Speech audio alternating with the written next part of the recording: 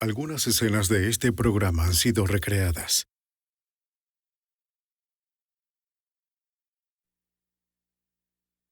Una inmigrante adolescente llega a los Estados Unidos para hacer realidad su sueño de convertirse en médico. Pero un trágico giro del destino interviene cuando resulta una víctima inocente del negocio de las drogas. Secuestrada y mantenida cautiva, sobrevive durante días contra todo pronóstico. Las autoridades arrestan a sus captores, pero estos se niegan a revelar su paradero. El FBI y la policía local luchan contra el tiempo, decididos a salvar la vida de la adolescente. La evidencia se acumula, no hay sospechosos evidentes. El centro de comercio es bombardeado. Ted Kaczynski es arrestado.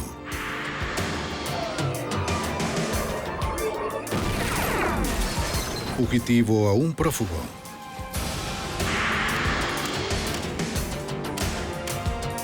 Los archivos del FBI. Cuando una joven es sacada de su casa en Texas, la policía se apresuró para hallarla. A primera vista, el secuestro parecía un acto al azar de hombres desesperados. Soy Jim Castro, exdirector del FBI en Nueva York. Antes de que el FBI pudiera hallarla, primero deberían encontrar un motivo. Su investigación reveló una compleja historia de traición y venganza. En el medio se encontraba una joven de 16 años que estaba en las garras de unos asesinos. En la búsqueda de Lisa René. 24 de septiembre de 1994, Arlington, Texas. Era sábado por la noche y Lisa René, de 16 años, estaba en casa estudiando. Quería aprovechar al máximo su primer semestre en una escuela secundaria estadounidense. Esperaba volver algún día a las Islas Vírgenes como cirujana. ¡Abran la puerta! ¿Quién es? ¡Abran la puerta! A las 8 de la noche, su concentración se interrumpió de forma abrupta. De alguna forma, supo que no debía abrir la puerta. En cambio, llamó a su hermana Pearl. ¿Qué quiere? ¿Por qué no nos dejas pasar? Pearl le dijo a Lisa que llamara al 911. Prometió ir de inmediato a la casa. 911, ¿cuál es su emergencia? Apresúrense, por favor. Quieren entrar a mi casa. ¿A quién dicen estar buscando? Diga. No sé, solo quieren entrar y dicen... Lisa le indica que unos hombres intentaban irrumpir en su casa y decían ser agentes del FBI. Es la casa equivocada, lo siento. Es mejor que se vayan, por favor. ¡Abre la Dicen puerta! que son del FBI, dicen que son... ¡Ah! ¡Ah! ¡Suéltenme! ¡Suelta ese teléfono! ¡No grites! ¡Cállate! ¿Qué sucede, señora? ¿Qué sucede? La operadora oyó caer el teléfono. ¿Señora? Entonces hubo silencio. Lisa nunca volvió a la línea.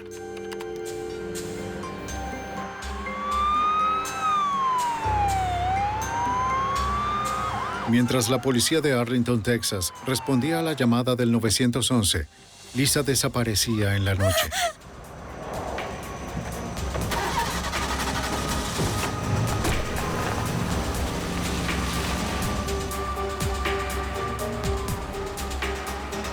Los policías no tenían forma de saber que estaban a punto de pasarle por un lado en la calle, o que una joven de 16 años ahora estaba en peligro mortal.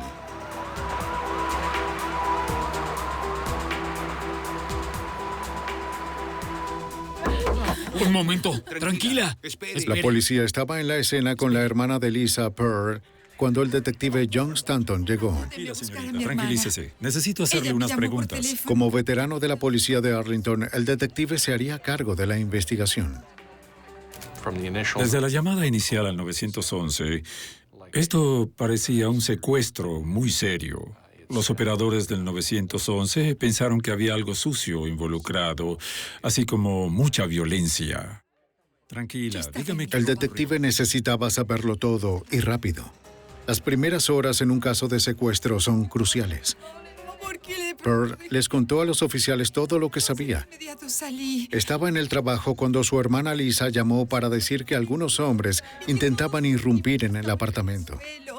Ella le dijo a Lisa que llamara al 911 y luego se apresuró a ir a casa. Pero llegó demasiado tarde. encontró la puerta corrediza de vidrio destrozada y Lisa no estaba. Para una joven de 16 años de edad que es sacada a la fuerza de una residencia en Arlington es algo atroz. Bien, ¿de quién es esta habitación? Pearl le dijo a los detectives que sus hermanos Neil y Stanfield también estaban quedándose con ella.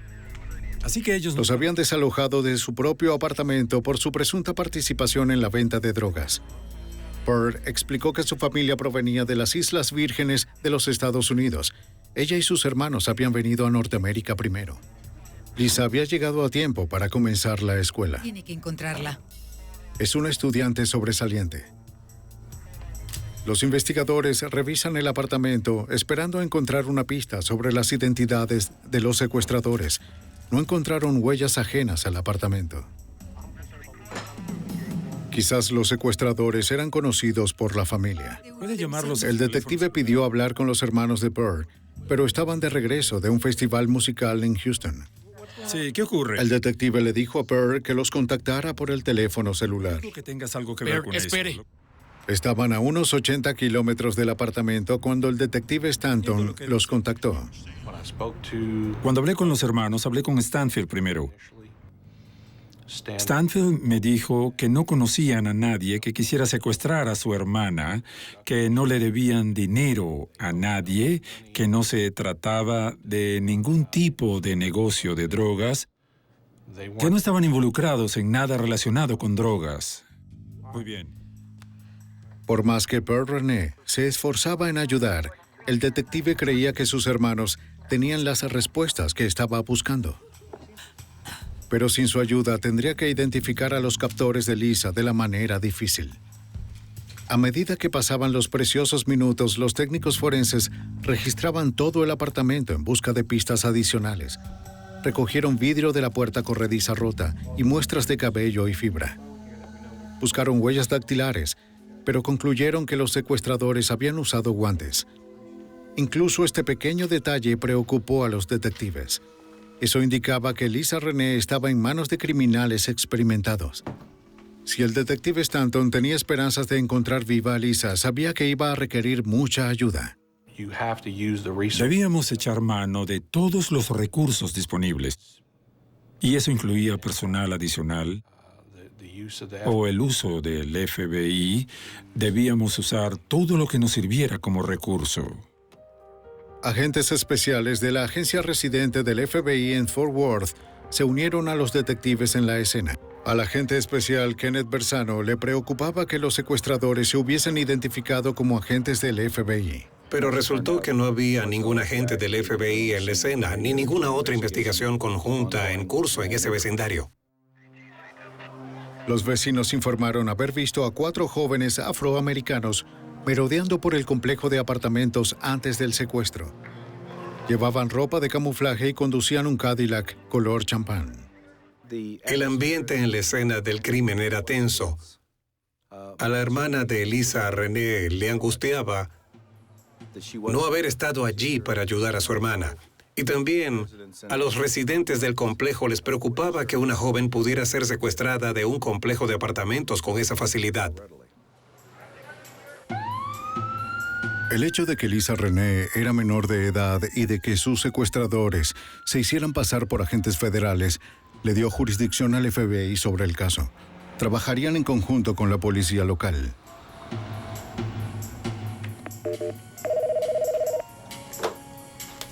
Homicidios.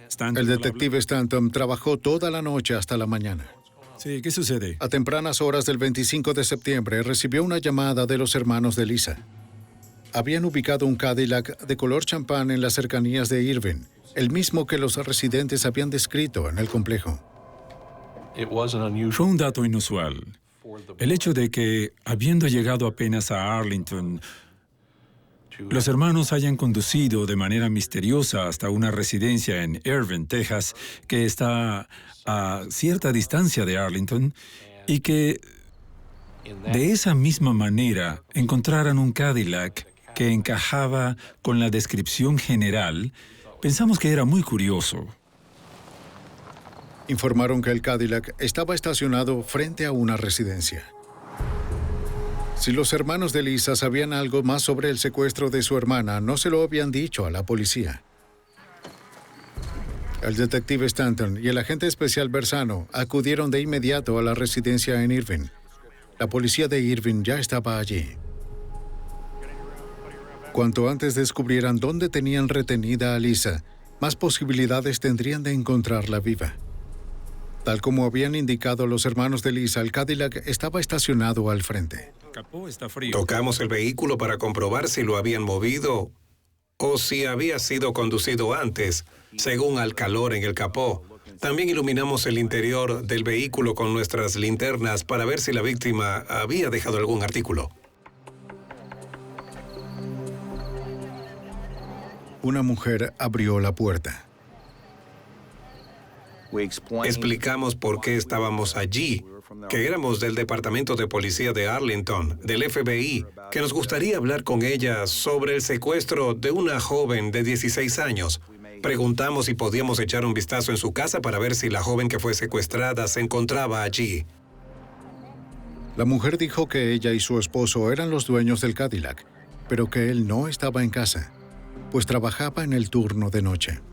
Dijo que no había visto a nadie que coincidiera con la descripción de los sospechosos, pero permitió que los investigadores echaran un vistazo rápido en la casa. Comenzaron en la habitación de los niños donde su hijo estaba dormido. Nada parecía sospechoso.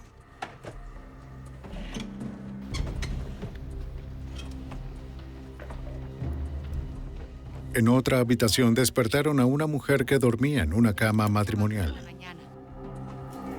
Parecía que estaba sola. Permitió echar un vistazo. Buscamos a alguien. Solo quédese allí.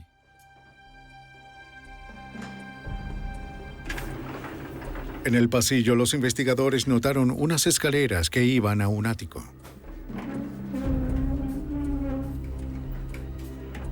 Uno de los oficiales de Irving subió y miró a su alrededor. Hay una bombilla aquí arriba.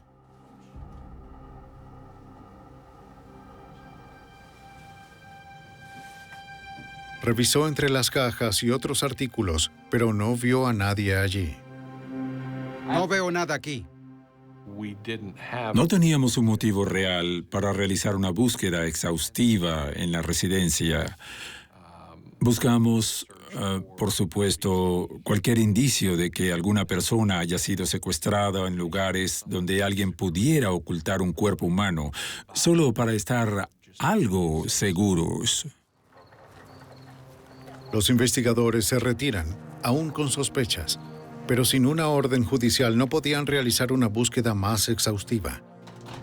Los investigadores centraron su atención en los hermanos de Lisa, Neil y Stanfield. Sentimos que tenía que ver con drogas y le indicamos a Neil y a Stanfield que no estábamos interesados en sus problemas legales, pero creíamos que la vida de Lisa podría estar en peligro y que necesitábamos tener toda la información que pudiesen proporcionarnos para ayudar a recuperar a su hermana. El día siguiente al secuestro, los investigadores entrevistaron de nuevo a Neil y a Stanfield. A pesar de sus cargos pendientes de drogas, los hermanos de Lisa al fin se sinceran. Describieron un negocio de drogas falso en el que habían participado unos días antes. ¿Qué más, hermano? Los hermanos dijeron que se reunieron con dos hombres, pero afirmaron que solo conocían al que se llamaba Steve. Centro, ¿no? Sí. Steve y su compañero les habían dado $5,000 para comprar 4 kilos de marihuana. Neil y Stanfield prometieron que regresarían en 1 hora con las drogas, pero nunca lo hicieron. Ahora admitieron que nunca tuvieron la intención de entregar la marihuana. Solo necesitaban el dinero para pagar los honorarios de los abogados, debido a sus cargos pendientes de drogas. Los hermanos de Lisa dijeron que no sabían cómo contactar a Steve, pero conocían a alguien que sí lo sabía. Y eso era todo lo que dirían los hermanos. El hombre que conocía a Steve era un recluso que cumplía una sentencia de 8 años en la cárcel del condado de Tarrant. Reveló que el nombre completo de Steve era Stephen Beckley, un joven de 19 años que trabajaba ajustando autos en un concesionario en Irving, Texas. Los investigadores verificaron en la computadora el historial de Beckley. No tenía órdenes pendientes ni antecedentes penales. Mientras los investigadores continuaban trabajando en el caso, la hermana de Lisa, Pearl, hizo todo lo que pudo por ayudar. Colgó volantes de personas desaparecidas y se comunicó con los medios locales esperando que alguien hubiese visto a Lisa. Pero la posibilidad de encontrar a su hermana viva se debilitaba con cada día que pasaba. El 24 de septiembre de 1994, Lisa Renee, de 16 años, fue secuestrada de su apartamento en Arlington, Texas. ¿Quién es? ¿Quiénes son ustedes? Soy del FBI. Son del FBI. Abre la puerta y hablaremos. Son del ¡Abre la FBI. puerta! Dicen que son del FBI, señora. Gritos. Señora, ¿qué sucede? Señora. Apenas habían pasado 2 días desde la llamada desesperada por ayuda de Lisa. La policía local y el FBI no estaban ni cerca de encontrar a la joven desaparecida. Con el tiempo agotándose, el Departamento de Policía de Arlington pidió ayuda a la comunidad. No habría forma de... El detective Stanton recuerda que la respuesta fue impresionante. En realidad fue algo que de verdad atrajo a la comunidad y sus temores de ser secuestrados de su propia residencia es algo que no esperas. En una comunidad como Arlington no es algo que sea común. Esto no sucede aquí. Diría que nunca en una ciudad como la nuestra. El 27 el detective de la policía de Arlington recibió un visitante inesperado. Era el dueño de la casa de Irving, Texas, que la policía registró en relación con el Cadillac color champán. Estaba trabajando cuando realizaron la visita, pero desde entonces escuchó las noticias de la desaparición de Lisa y creía que tenía información que podría ser útil. Dijo que el día anterior al secuestro hizo una parrilla, ya que los hermanos de su esposa se quedaron con ellos durante unos días. El hermano mayor, Orlando Hall, estaba involucrado en drogas.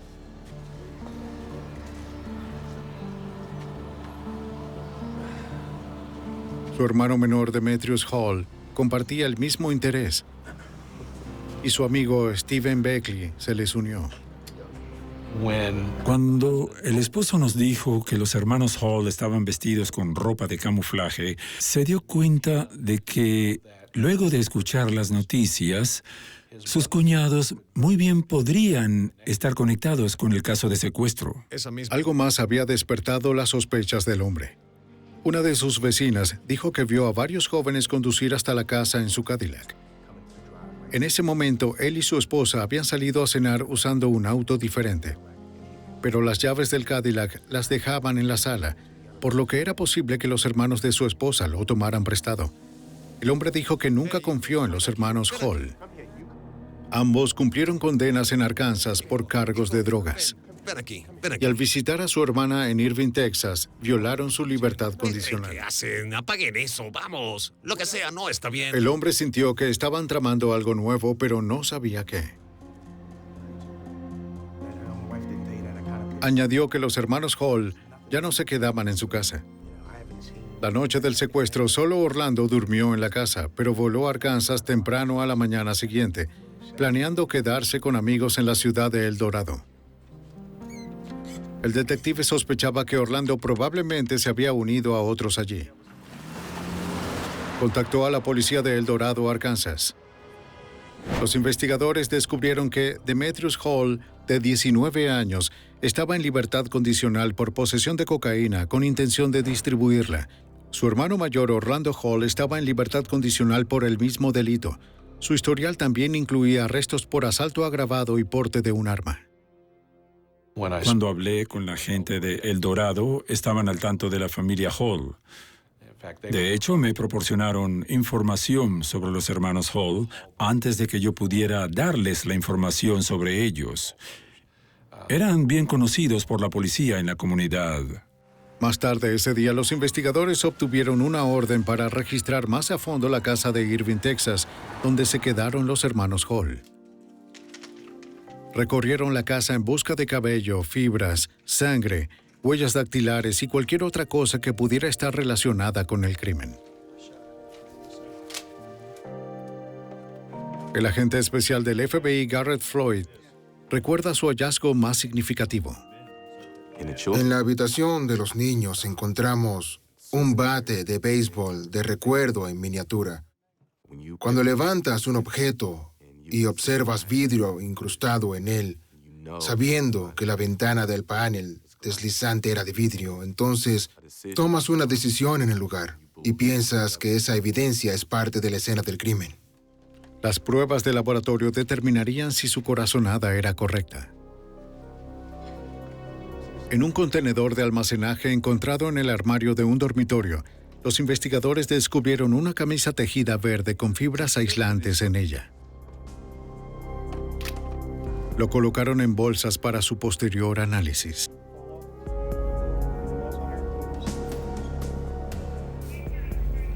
También tomaron muestras de fibras aislantes del ático. Las pruebas de laboratorio revelarían más tarde que coincidirían con las fibras de la camisa.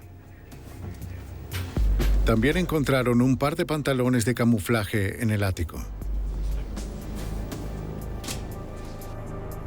Técnicos forenses procesaron el Cadillac color champán en el área de incautaciones de la policía. No encontraron huellas dactilares relevantes para el caso, pero encontraron unos fragmentos pequeños de vidrio dentro del auto, quizás de la puerta corrediza de vidrio de la casa de Lisa.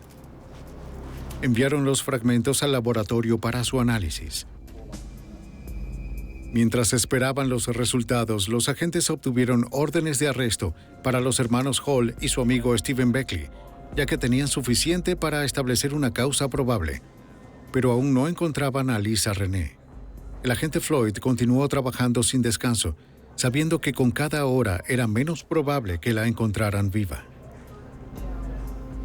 Estábamos muy motivados para la resolución de este caso, puesto que sabíamos que el tiempo era crítico. Todos nuestros esfuerzos se centraron en la recuperación de la víctima.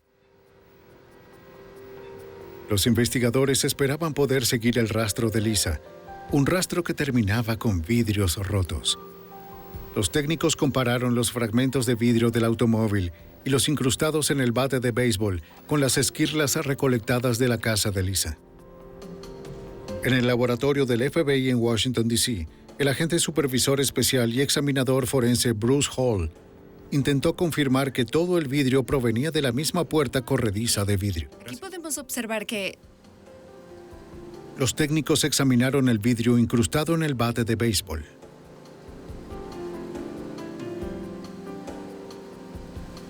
Probaron la composición del vidrio. Era consistente con el vidrio recogido en el apartamento de Lisa. Para confirmar sus resultados, también probaron su índice de refracción, el grado en que la luz se curva a medida que pasa a través de la muestra. Después de discriminar el vidrio recuperado de la escena del crimen y el que se recuperó del bate de béisbol, encontré que el vidrio en el bate de béisbol tenía el mismo índice de refracción y la misma composición que el vidrio de la escena del crimen. Eso me llevó a la conclusión de que el vidrio del bate de béisbol provenía de la escena del crimen. El vidrio encontrado en el Cadillac no coincidió. Se determinó que provenía de una ventana rota con anterioridad del automóvil. A solicitud del FBI y de la policía de Arlington, Texas, los detectives de El Dorado, Arkansas, rastrearon a los fugitivos. Encontraron a Demetrius Hall, de 19 años, en la casa de su padre en El Dorado. Se entregó sin resistirse y fue llevado a la cárcel de El Dorado. Pero se negó a decir algo sobre el paradero de Lisa. Una búsqueda de la casa no reveló nada. Lo que los investigadores aún no sabían era dónde estaba Lisa y si estaba viva o muerta. 4 días y medio luego de que Lisa Renee, de 16 años, fuese secuestrada del apartamento de su hermana en Arlington, Texas, los investigadores rastrearon a sus secuestradores hasta El Dorado, Arkansas. Uno de los 3 sospechosos, Demetrius Hall, estaba bajo custodia. Los investigadores continuaron buscando a su hermano mayor, Orlando, y a un tercer hombre llamado Stephen Beckley.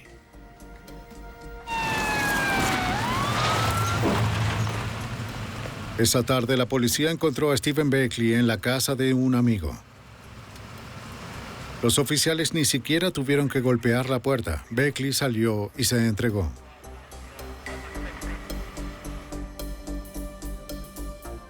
Agentes del FBI y detectives de Arlington volaron a El Dorado para entrevistar a los sospechosos.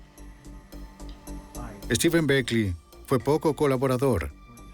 Se negó a decir dónde estaba Lisa Renee o si aún estaba viva. Ya estoy perdiendo la El paciencia. agente especial Garrett Floyd se negó a rendirse. El señor Beckley advirtió que no tenía mucha información sobre lo que estaba pasando. Luego de alrededor de 1 hora de hablar con él, me miró, establecimos cierto tipo de contacto y empezamos a hablar. Beckley dijo que él y sus amigos llamaron a un cuarto hombre llamado Bruce Webster para ayudarles a vengarse de los hermanos de Lisa Renee. Webster era un delincuente convicto y tenía una reputación violenta como sicario. Su plan era rociar a los hermanos de Lisa Renee con gasolina y prenderles fuego, si no entregaban las drogas o el dinero como lo habían prometido.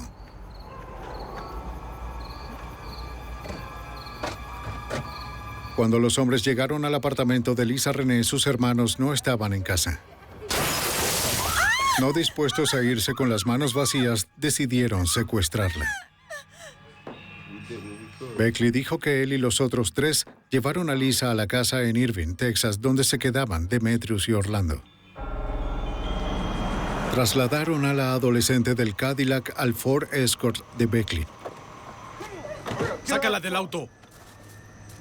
Stephen Beckley, Bruce Webster y Demetrius Hall, de 19 años, la llevaron a Arkansas. Orlando Hall se quedó y se escondió en el ático de su hermana. El detective Stanton se sintió frustrado. La policía había estado a unos pocos metros de Orlando Hall y no se percataron.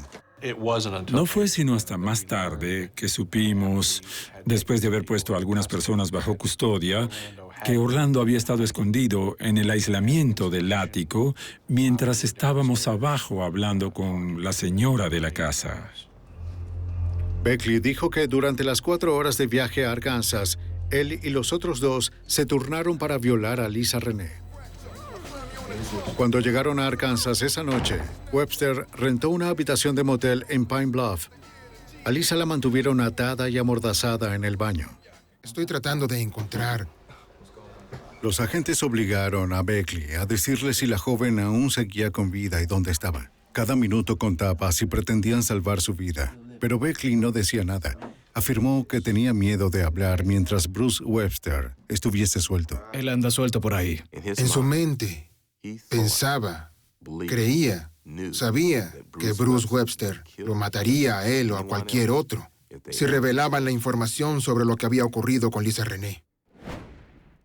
Ese era el temor que Bruce Webster había creado en esos individuos como parte de este secuestro. Si digo al menos una sola palabra. Beckley le dijo a los investigadores dónde buscar a Webster.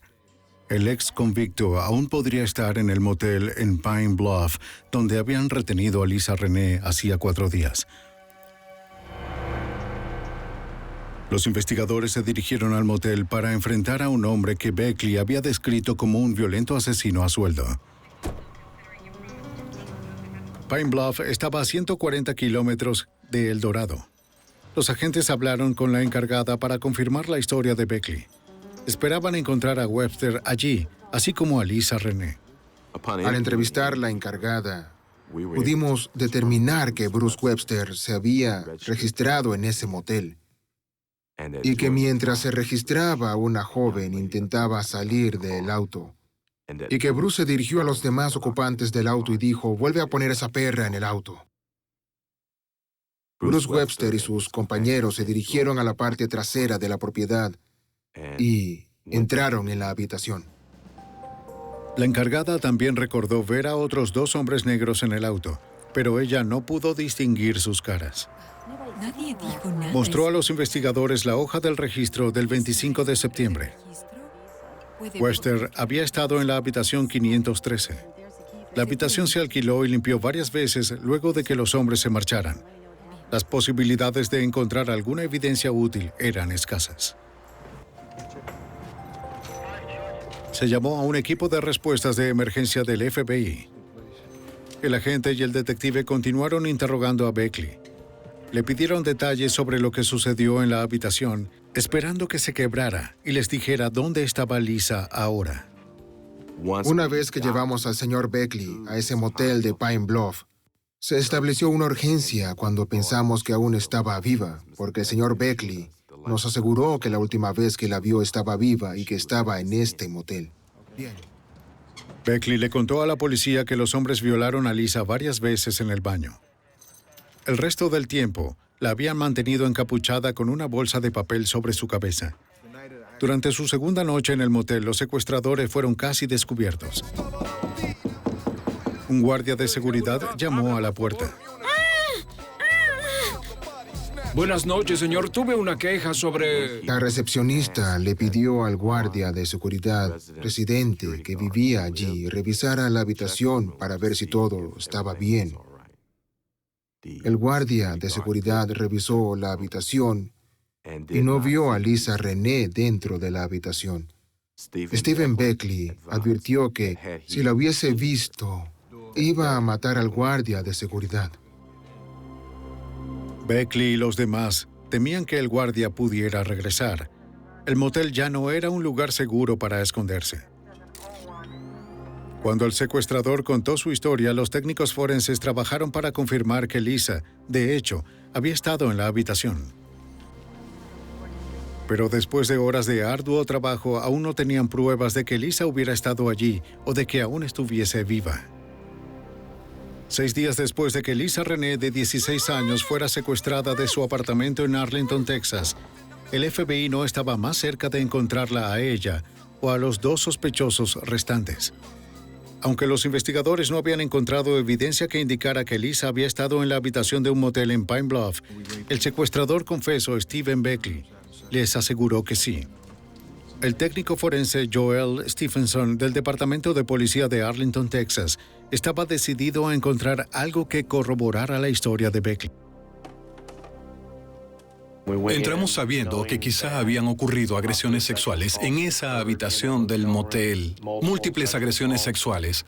Buscamos en la habitación fluidos corporales que pudieran relacionar a los sospechosos o a Lisa con la habitación del motel. Si Lisa y sus secuestradores habían dejado alguna evidencia, parecía haber sido destruida por las camareras del motel. Los técnicos no se rindieron. Continuaron su meticulosa búsqueda de cabellos, fibras y huellas dactilares. Al fin, su persistencia dio sus frutos. No fue sino hasta que llegamos al baño y a la pared detrás del inodoro que identificamos las huellas de las manos y las huellas dactilares, las que luego se identificaron como pertenecientes a Lisa René. Así que la huella misma de la palma que ubicaba a Lisa con ellos en la habitación fue muy importante. Fue una pieza que la relacionaba con ellos. Los investigadores ahora tenían evidencia de que Lisa estaba viva 4 días antes, el día en que Beckley y los demás se registraron. Mientras los agentes llevaban al secuestrador 145 kilómetros de regreso a la cárcel de El Dorado, presionaron a Beckley para obtener más detalles. Admitió que después de que Orlando Hall se uniera a ellos en Pine Bluff, decidieron trasladar a Lisa a otro motel cercano para evitar una segunda visita del guardia de seguridad. Después de un par de días en ese motel, los hombres se preocuparon cada vez más por ser atrapados. Se les ocurrió un plan para deshacerse de la joven. Demetrius Hall se quedó para limpiar la habitación, mientras que los otros 3 la subieron al auto de Webster y se dirigieron a una zona rural. Beckley les contó a los investigadores que Bruce Webster y Orlando Hall habían cavado una tumba en una reserva natural cerca del motel. Llevaron a Lisa allí para asesinarla. Pero en el oscuro parque boscoso, los 3 hombres no pudieron encontrar el lugar para enterrarla. Después de una hora la llevaron de regreso al motel. A la mañana siguiente buscaron de nuevo la tumba. Mientras los técnicos forenses buscaban pistas en la segunda habitación del motel, los investigadores presionaron a Beckley para que les contara qué sucedió después. El agente especial Garrett Floyd recuerda que Beckley se negó, todavía temiendo que Webster pudiera buscar represalias. Estábamos presionados por el tiempo porque el reloj aún seguía corriendo. Esperábamos contra toda esperanza que ella todavía estuviese viva y con esto en mente, los agentes, así como los oficiales de policía que no habían dormido en 2 o 3 días, estaban investigando, buscando, esperando que ella aún estuviese viva. Entonces los investigadores recibieron la llamada que estaban esperando.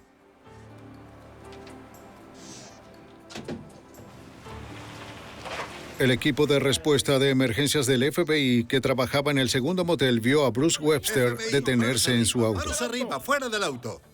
El presunto secuestrador había regresado al motel con una mujer joven, pero no era Lisa Renee.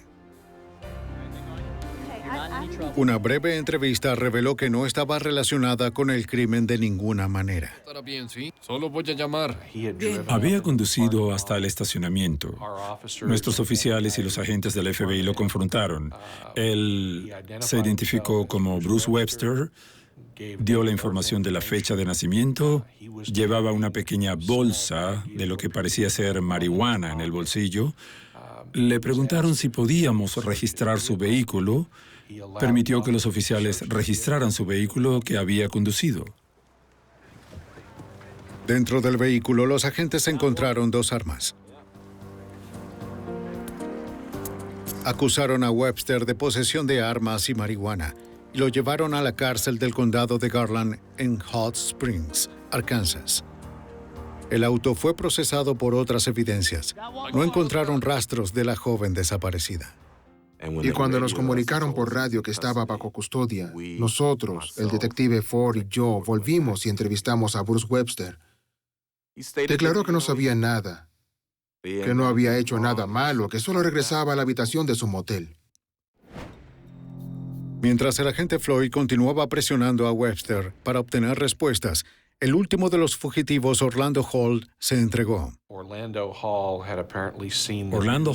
al parecer, había visto la noticia de que estos arrestos se habían realizado. Se dio cuenta, por supuesto, de que su hermano estaba detenido. Se rindió ante el departamento de policía de Pine Bluff.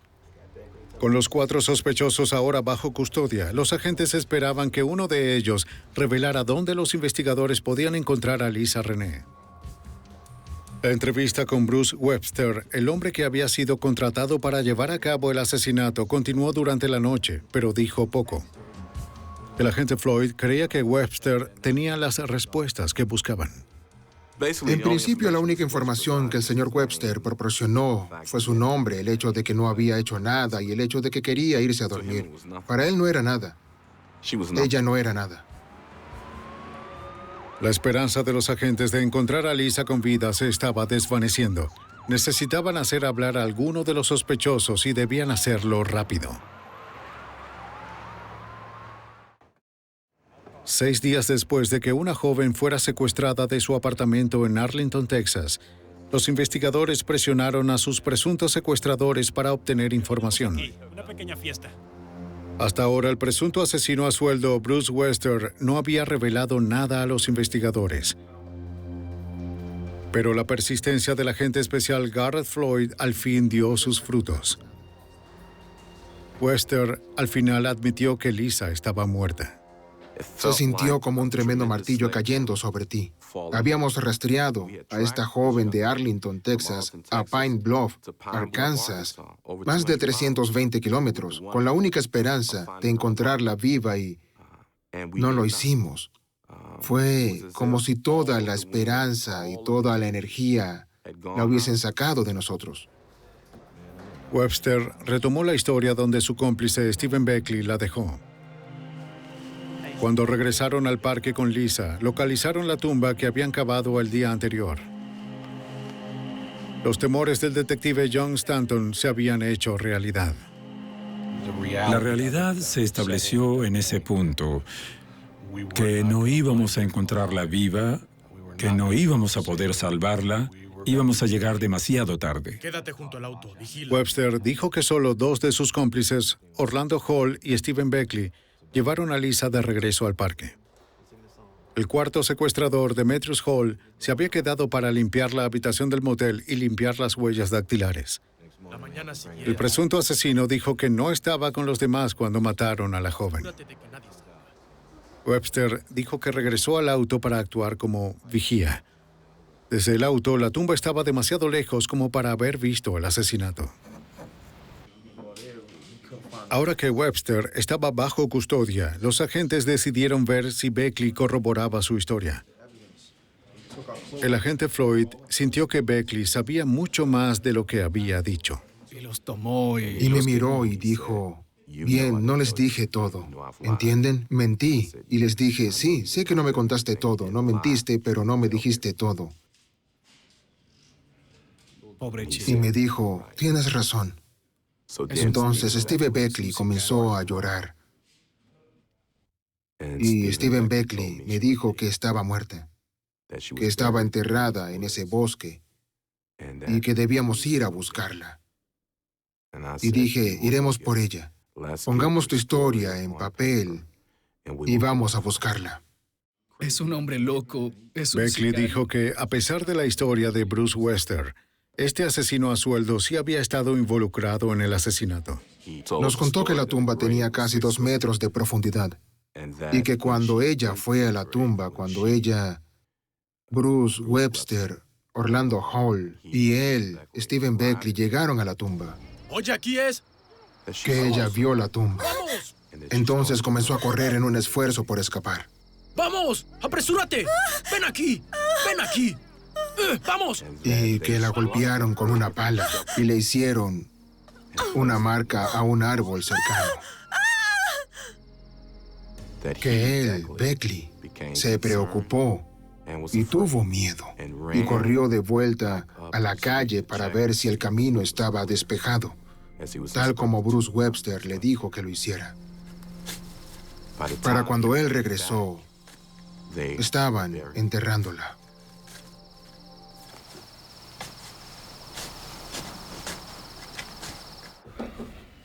¿Es lo que querías? Beckley le dijo a los investigadores que los hombres se encontraron con Demetrius en el motel, se ducharon y se fueron. Le dieron su ropa sucia a Webster, quien la quemó en el parque junto con la ropa manchada de sangre de Lisa. Webster se quedó en Pine Bluff con Orlando Hall, mientras que los otros 2 regresaron a El Dorado.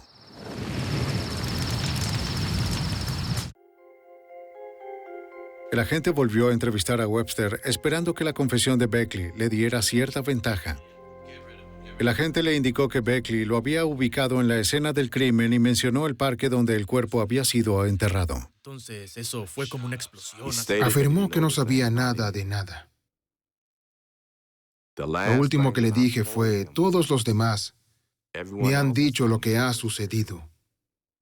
¿Por qué no tú? Y dijo, ellos son familia, ¿cierto? Y dije, sí, la familia se volvió contra ti. Y dijo, abre ese libro, déjame decirte lo que sucedió. Me hice cargo. El sicario ahora confesó que estaba, de hecho, en la escena del asesinato. Admitió que había cavado la tumba y se ofreció a mostrársela a la gente.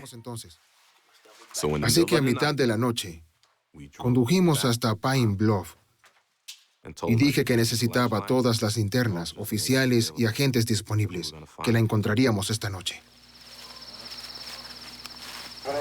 Webster les mostró a los investigadores el área del parque donde estaba enterrado el cuerpo. Aún en dirección sur, en Amos. Buscaron evidencia para corroborar las historias de los sospechosos. Continuamos en la búsqueda. Por la mañana encontraron la tumba. Comenzaron a procesar el área para exhumar el cuerpo.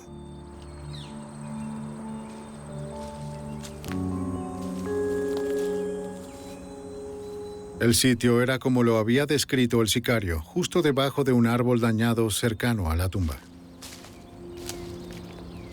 Así que removimos una sección de ese árbol, ya que evidenciaba que la pala con la que golpearon había fallado uno de los intentos y terminó golpeando el árbol. Así que usamos ese árbol como parte de la evidencia. Desenterrar el cuerpo fue un proceso muy lento y desgarrador. Además de cavar, los investigadores escudriñaron las hojas y la tierra, buscando cualquier cosa que pudiera ayudar a conectar a los sospechosos con el crimen.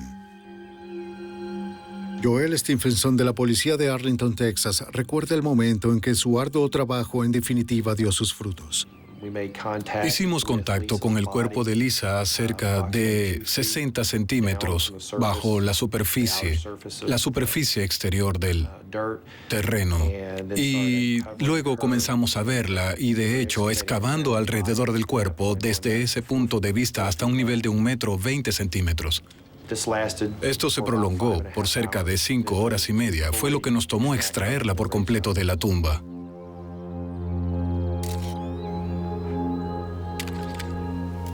Cuando ubicaron el cuerpo de la joven muerta, fue un momento emotivo para los investigadores, quienes habían querido con desesperación salvar a Lisa Renee.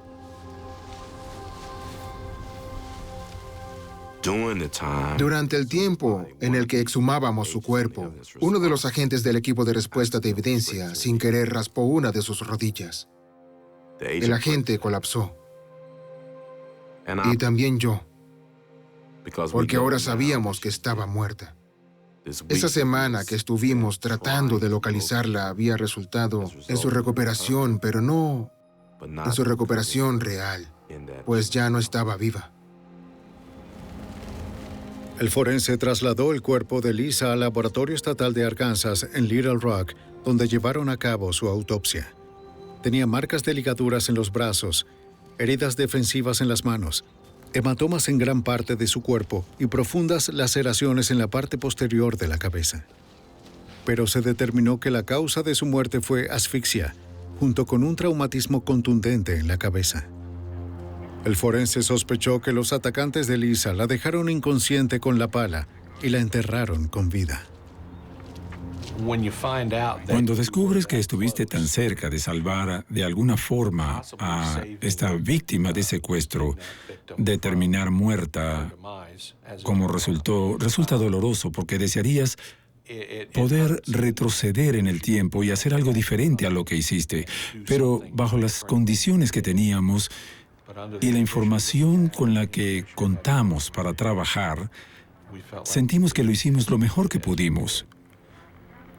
Por desgracia, no fue suficiente para salvar a Lisa.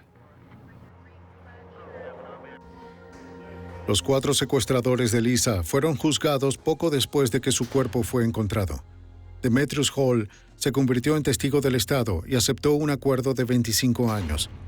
Stephen Beckley hizo lo mismo y obtuvo 30 años. Orlando Hall fue sentenciado a pena de muerte por secuestro interestatal que resultó en muerte. Unos meses más tarde, Bruce Webster recibió la misma sentencia.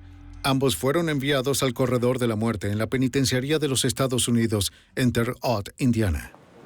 Los juicios fueron un consuelo muy pequeño para la hermana de Lisa, Pearl, quien apenas podía asimilar el hecho de que la brillante adolescente nunca realizaría su sueño de convertirse en cirujana.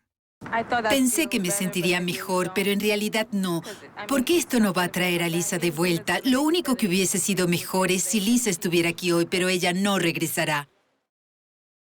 Para el detective de la policía de Arlington, John Stanton, el asesinato de Lisa Renee tuvo implicaciones inquietantes.